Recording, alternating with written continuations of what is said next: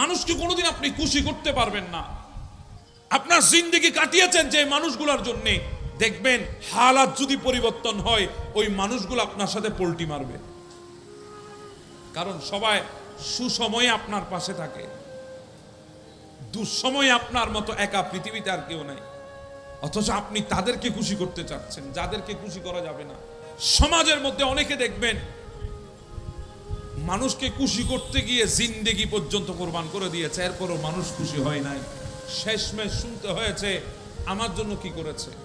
এবার আমি বলি, আপনি যদি দুনিয়াকে খুশি করতে না চেয়ে আপনি যদি ওই রবকে খুশি করতে চাইতেন, বেশি কিছু লাগতো না, শুধু একটা সিজদা দিলে আমার মওলা খুশি হয়ে যায়। শুধু একটা সিজদা, শুধু একটা শব্দ সুবহান।